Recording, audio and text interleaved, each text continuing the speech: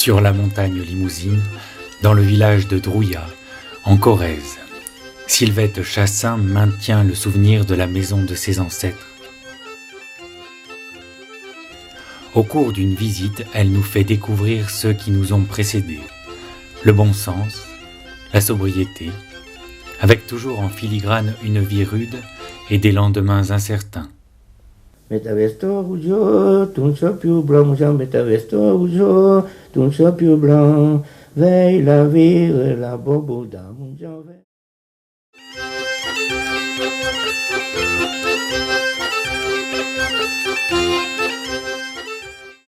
Je souhaite la bienvenue, messieurs, mesdames, salle au fort. Salle au fort, ça veut dire chez le forgeron. C'est une maison qui date de 1840. Et si vous regardez à cette heure-ci, parce que la lumière n'est pas bonne, mais il est écrit 1840.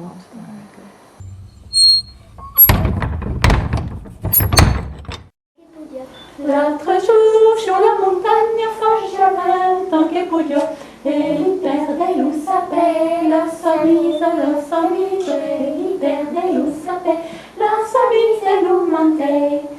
Volez plus gardar la vassa, aimez voler marida, aimez voler marida comme enfant l'autre a. Aïdo, petits enfants, comment l'autre âge au fond. Ma des âmes, zona figlia, l'union comme enfant. Tire des chégures comme enfant l'autre a. D'oleil des moutés tout blanc, comment l'autre âge au fond. Ma des âmes, zona figlia, père d'Arzan n'aura pas.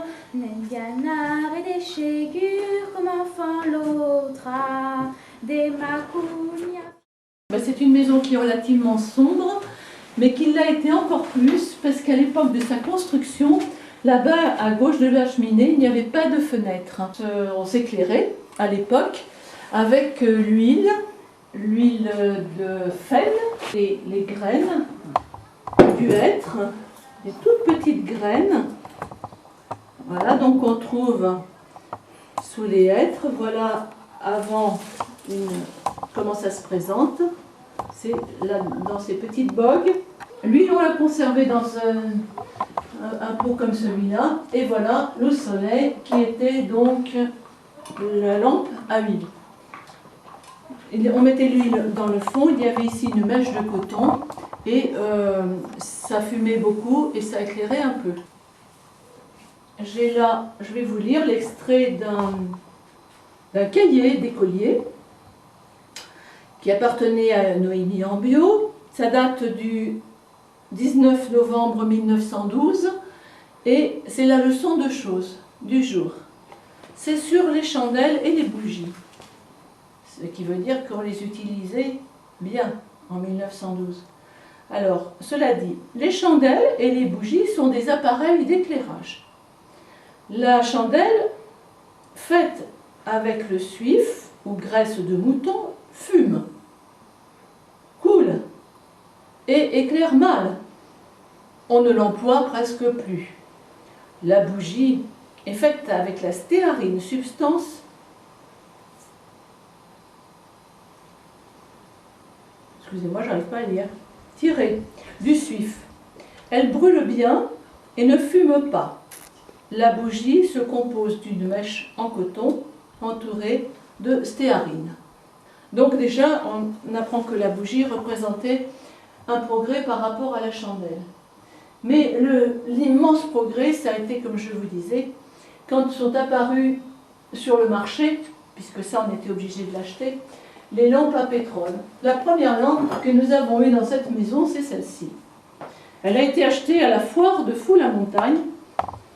Et ma mère se souvient très bien que lorsqu'on l'a posée sur la table ici le soir, et qu'on a mis la lumière, ça a été un émerveillement total. Je n'ai pas parlé des lampes tempêtes avec lesquelles on allait dans les tables en fait, quand on allait traire les vaches avant qu'il y ait l'électricité. L'électricité a été installée ici en 1900 50 et l'eau est arrivée en 1958. Donc la lampe tempête, c'était bien pratique parce qu'on mettait du pétrole et puis voilà, on pouvait aller dehors avec, etc. Ça me fait penser à une petite chanson que... Errant en plan venions nous veiller, le j'aime voulu adopter aussi. De la tête à de guerre, si on en fait dans lanterne, et qui peut éclairer la fille de l'Auba. Alors l'Auba, c'est un village qui est à côté d'Ambruja. Et alors c'est une chanson un peu rigolote. Donc les garçons d'Ambruja ont tué leur chien. Avec la tête du chien, ils ont fait une lanterne et c'est pour éclairer les filles de l'Auba.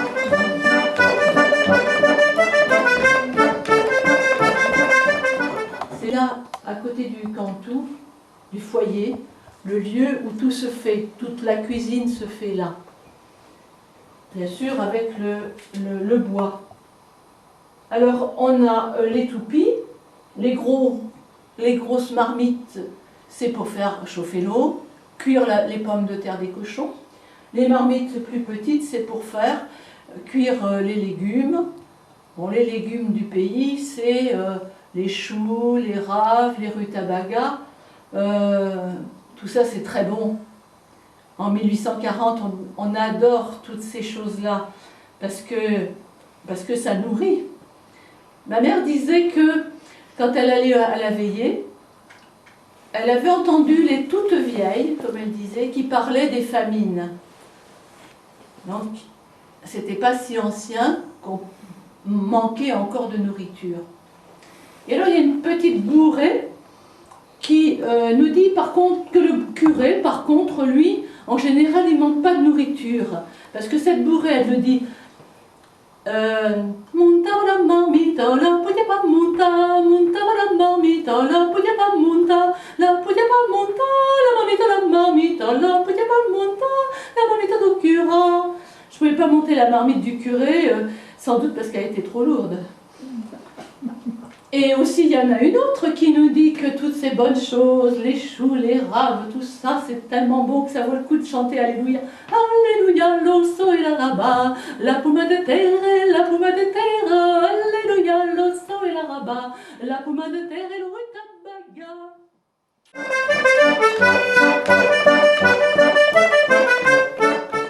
Il y a le petit troupeau de vaches qui nous permet aussi d'avoir du lait et tous les dérivés du lait. Alors bien sûr, le lait, on le filtre, parce que quand il arrive de l'étable, bon, il y a des petits morceaux de paille, toutes sortes. On le filtre avec le couladou. En Limousin, c'est le paye. Alors ça, c'est le paye do couladou.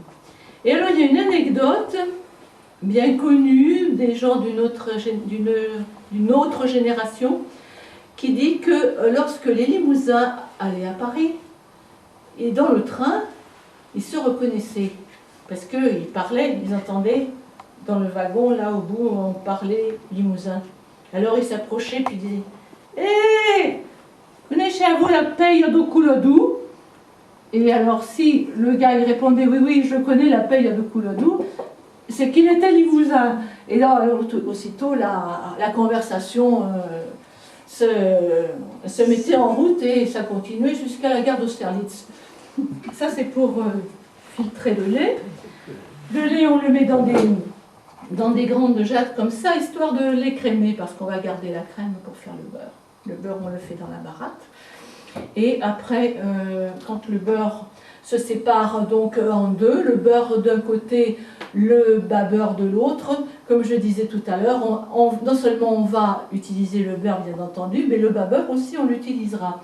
Pour le beurre, une chose qui est intéressante, c'est que on a beau être rustique, on aime quand même le décor. Et quand on façonne la motte de beurre, on a des petites palettes comme ça pour la façonner. On la pose dans l'assiette et après on la décore, cette motte de beurre. Et alors on peut la décorer. On a des garçons, en gardant les vaches, ils ont fait des petits poinçons comme ça qu'on va poser sur le beurre, ça va faire de jolis dessins. Et si jamais on n'a pas ça, ben on va tout simplement prendre un couteau et puis on va faire un dessin avec le couteau.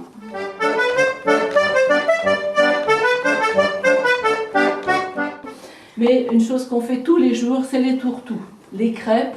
Ici, on dit plutôt les crêpes. Dans la région de Meymac, on dira plutôt les tourteaux.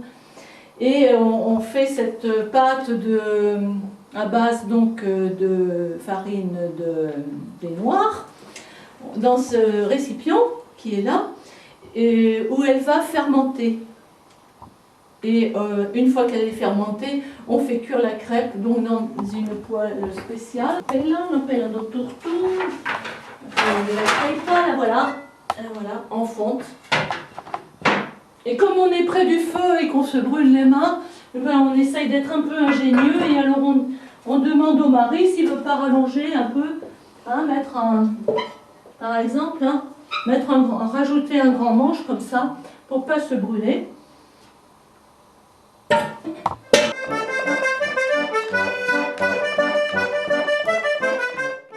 On est complètement hors de la société de consommation que nous connaissons depuis un certain nombre d'années. Et pour vous montrer qu'on ne jette rien, voici par exemple une jatte qui avait été cassée et que l'on a fait raccommoder pour qu'elle puisse servir encore de très nombreuses années. Donc on a des agrafes, il n'y a pas que la vaisselle rustique qu'on raccommode. On raccommode aussi la vaisselle plus fine, comme celle-ci par exemple. Voilà, là aussi il y a des agrafes.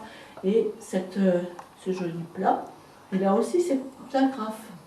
Voilà, comme ça peut servir encore ça. De longues années.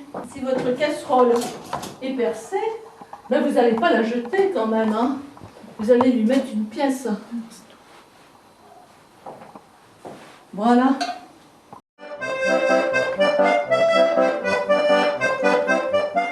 Lessive, alors vous avez là une planche à laver, une massole.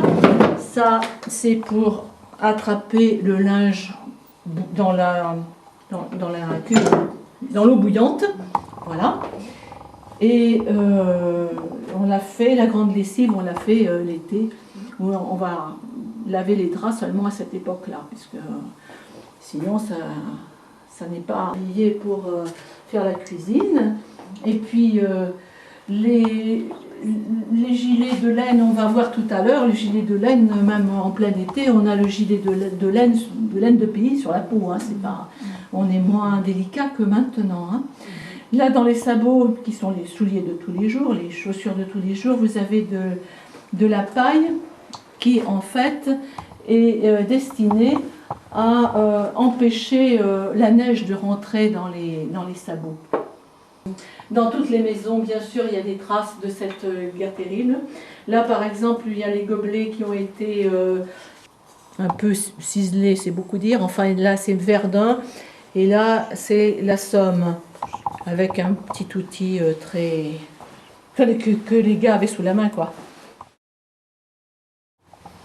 Voilà. Et puis, ça c'est les obus. Enfin, c'est la matière première. Donc, ce qui va devenir, dans pratiquement toutes les maisons, ces vases souvenirs de la guerre, soit qu'ils soient fabriqués par les soldats eux-mêmes, mais pas dans les tranchées vraiment, mais à l'arrière, là où on répare les outils, le matériel de guerre, et où il y a aussi les outils pour le faire. On va soit les faire au moment de la guerre, soit les vendre après sur les lieux mêmes comme souvenir.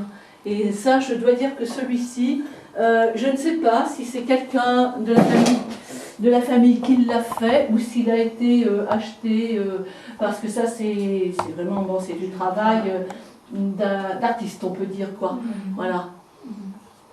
Ça c'est la montre en fait qui servait d'horloge. On n'avait pas enfin par l'horloge qui est là-bas, on avait cette montre en fait, on la mettait dans la poche avec le couteau.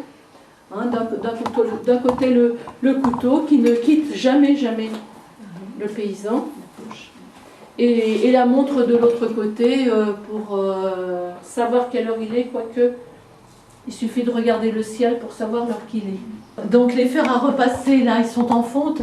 Et autrefois, on les mettait sur la cuisinière, quand ils étaient bien chauds. On mettait la pâte mouille entre le fer et le linge. Ce fer-là, c'est le Parisien. Parce que Ben, c'est comme ça qu'il s'appelle, parce qu'il a les armes de Paris, là, ils sont dessus. Alors ici, donc, la table était disposée en face de la fenêtre, toujours. Ici, vers la fenêtre, ici c'était les hommes. Là, le chef de famille, à l'abri des secondaires. Ici, les enfants et au bout, les femmes. La maîtresse de maison, si on peut l'appeler comme ça, était près du foyer, bien entendu, puisqu'elle servait en permanence les personnes qui étaient à table. Alors, on mettait le courrier là, sous la toile cirée, là. Et alors, au bout d'un moment, ça faisait une bosse comme ça. Lei badi de Nolanda, le voluten di you. Lei badi de Nolanda, le voluten di you. Yono pitito mesu, le voluten yoyeta. Yono pitito mesu, le voluten di you. La vieille que la bieta, le voluten di you. La vieille que la bieta, le voluten di you. A trei sabra un bucarou, le voluten yoyeta. A trei sabra un bucarou, le voluten di you. Dolete que n'entiera, le voluten. Ici, vous avez le coffre de mariée. Alors, dans ce coffre, eh bien, la mariée met ses draps qui ont été brodés, marqués, bien entendu, quand elle part elle part nord, comme on dit. C'est-à-dire qu'elle va épouser un homme chez qui elle ira vivre. Voilà, c'est pas toujours de gaieté de cœur, d'ailleurs. Et d'ailleurs, les garçons de la noce, enfin ceux qui suivent la noce en chantant derrière le violonneux ou l'accordéoniste, ils lui chantent la pauvre non viola ne menenque puratan, la pauvre non viola ne menenque puratan, la chantante de Sonia Guerre per la menace sacrée de fond, la chantante de Sonia Guerre per la menace sacrée de fond. Ce qui veut dire qu'on l'emmène la pauvre mariée et on la sort de là où il n'y a pas grand-chose pour l'emmener où on crève de faim. Vous voyez qu'il a, c'est un lit un peu sophistiqué pour la campagne. Les rideaux ne sont pas dans toutes les maisons. Mais il faut dire que le forgeron a eu des enfants un garçon qui est parti à Paris et qui a été menuisier. Et ce menuisier, étant marié avec une femme qui était très à droite, à Paris, ils ont travaillé tous les deux, et elle était embauchée chez un tapissier. Voilà. Et donc c'est elle qui a fait ces rideaux, et voilà. Donc ça, c'est les Parisiens, les Limousins de Paris, comme il y en a eu tant dans la famille, il y en a eu beaucoup. Ils sont allés tenir des cafés ou travailler aussi, conduire des fiacres, puis ensuite faire les chauffeurs de taxi.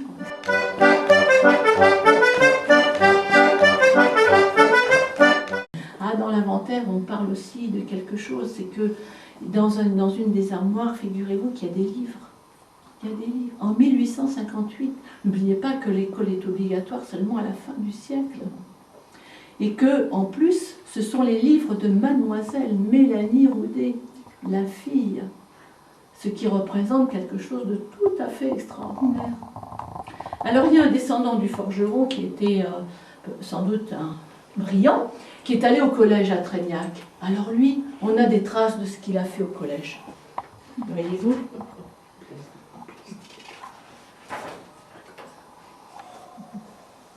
Et en plus, il doit y avoir des formules, là je ne vois pas, des petites formules... c'est ce qui s'appelle la police. Oui. Alors, ça date de 1882.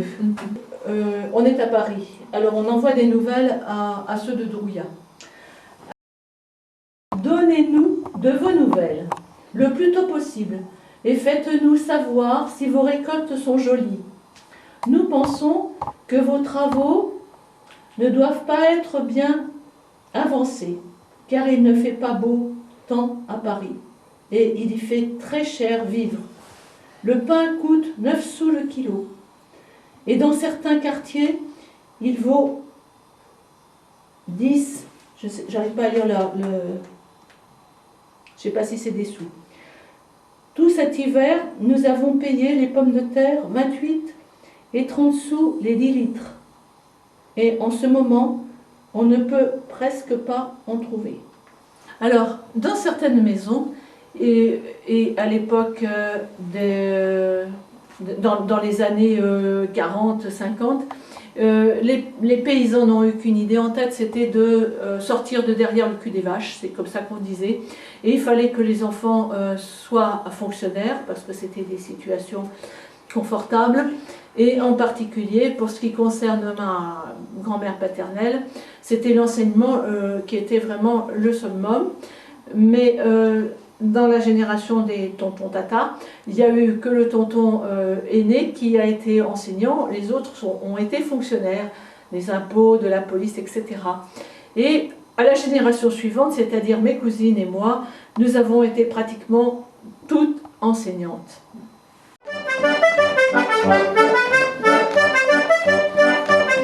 En tout cas, c'est un événement très, très important, ce mariage. Toute leur jeunesse, elles y ont pensé, elles ont brodé leurs draps, elles ont mis leurs initiales dessus en pensant à leur vie future. Bon, mais les draps, eh ben, les draps, ils sont faits justement avec le chanvre qu'on a cultivé à la maison. Le chanvre, il est cultivé dans la pièce la plus, où la terre est la meilleure, la Saint-Navière. Ma mère s'en souvenait très bien, elle avait toujours sa quenouille passée comme ça dans le tablier. Et elle mouillait en permanence ses doigts tellement la fibre était coupante, de façon à ce qu'elle puisse le faire longtemps. Et voilà, et on aboutissait donc à un fil de chanvre. Ça c'est filé à la main. Donc, je ne sais pas si vous voyez la finesse. Voilà. Et avec ce fil, eh bien, on faisait les draps, mais on faisait aussi les balasses. Les balasses, c'est-à-dire les enveloppes pour le lit, l'enveloppe dans lesquelles on mettait, il y avait 3 matelas successifs, en dessous la paille, au milieu les feuilles de hêtre, et par-dessus la balle d'avoine. La balle d'avoine qui avait un pouvoir, un bon pouvoir. Et donc cette laine, même chose, hein, on l'a cardée d'abord, on cardait la toison, ensuite on l'a filée avec le fuseau, et puis on l'a tricotée ou on l'a crochetée. Alors on l'a tricotée avec des aiguilles, bien sûr. Vous allez me dire, mais les aiguilles, on les trouvait où? Eh bien on les trouvait, c'était pas difficile, hein, quand il y avait un parapluie qui était abîmé, qui était fichu, eh bien on prenait les baleines, en voilà un qui a des baleines rondes, et on demandait aux garçons de la famille de faire des aiguilles à tricoter dans les baleines, vous voyez. Voilà. Et donc ça c'était, celles-ci sont particulièrement fines, mais on peut remarquer que ce tricot-là aussi a été tricoté particulièrement fin. Ça c'est un maillot de corps d'homme.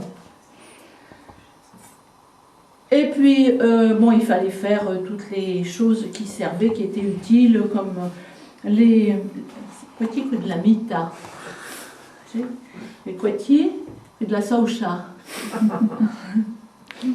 Les coitiers que de la saoucha, rapetachada. Je pleure rapetachada, elles sont tellement rapetassées qu'elles se tiennent pratiquement debout. Bien entendu, on n'allait pas jeter des chaussettes qui étaient trouées, étant donné tout le travail qu'il y avait en amont. Le crochet aussi, les filles savent faire du crochet, bien sûr. Voilà, un crochet qui lui aussi a été fait dans une baleine de parapluie et d'une finesse incroyable. Et elles avaient pour mission, par les mères et les grands-mères, de faire ces choses utiles, bien sûr, mais elles n'aimaient pas trop. Alors, aussitôt que la mémé avait le dos tourné, hop, elles sortaient leur crochet, et puis elles se faisaient des choses. Elles se faisaient des dentelles. Hein. Et ça, c'est un cahier sur lequel sont conservés des modèles qu'elles se passaient de l'une à l'autre pour pouvoir éventuellement s'en resservir. Et quand il y en avait une dans le village qui avait un modèle, elle le passait à la copine, à la voisine. Comme des recettes. Oui, comme des recettes. Ouais. Elle est en français celle-là. Allez, je vais la chanter. L'autre jour, me promenant tout le long de route du bois d'Ardenne, je rencontre une bergère, elle était faite à mon gré. Je lui parle d'amourette, la belle me l'a accordée. Je l'ai prise par la main, sur l'arbette je l'amène. Galant, quitte ta mantille, nous la mettrons par-dessous, car la rosée est bien fraîche, et moi je la crains beaucoup. Mais hélas, quand j'ai eu pris tous les plaisirs de la fille, belle ronde ma mantille, car je voudrais m'en aller. Oh, mon père qui m'appelle, est temps de se retirer. Pour la mantille galant, je crois bien l'avoir gagnée. Nous irons devant le juge, nous compterons nos raisons. Nous verrons de la mantille, si la mantille est de la fille ou du garçon. Le juge l'a bien jugé, la mantille est à la fille. La mantille est à la fille pour se faire un jupon blanc. Les restants de la mantille, des mouchoirs pour ses galants. La blanche. Là, notre emuto e notre gioia, on la bravolano.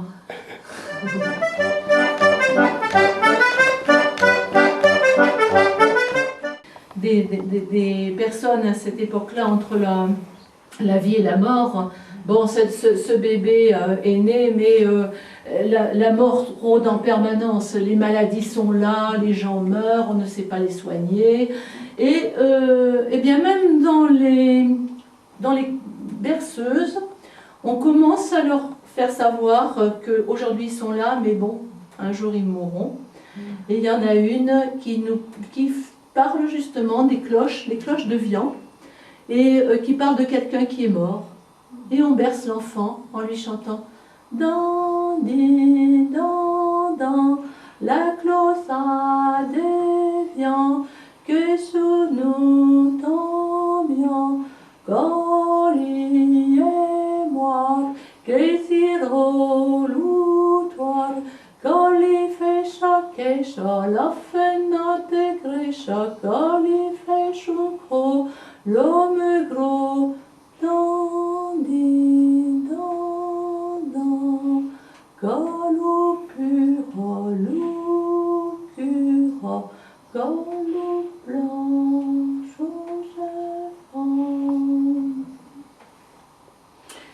ce qui veut dire en fait que les cloches de Vian sonnent pour quelqu'un qui est mort. Et c'est qui? C'est Giraud, le tordu. Et qui est-ce qui lui fait son trou? C'est l'homme gros. Et qui lui fait sa caisse? C'est la femme de Grèce. Et c'est comme ça des petites choses, enfin, amusantes. Voilà. Mais déjà, on parle de ça, au tout petit. Dans ces familles où on est croyant, il y a le crucifix qui est là, on fait bénir le buis, il y a encore le crucifix aussi sur la cheminée, on le trouve ça dans l'inventaire, c'est écrit.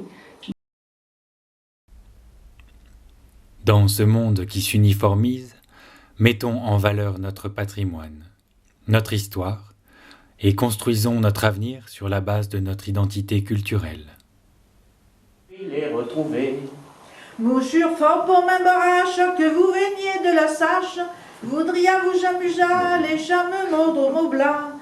Cheguez loulon d'orivaz, plus bas trouverez un passage, vous m'avez l'air ta fille, père intradi moumoulier. Tu te trompes, ma mignonne, ne crains rien de ma personne, car sous l'habit du chasseur, je suis un puissant seigneur. Suis-moi, tu seras ma reine, mon soutien, ma souveraine, avec les plus beaux atouts, tu paraîtras à la cour. Mouchure chez un grand parleur, ma un beillot gagnerait guère, j'ai le chiro dit comme lit, yo ne chante pas d'ati. Yo n'aime mieux mon Guillaume que votre royaume. Guillaume est un bon garçon, Mouchure l'aime mieux que vous.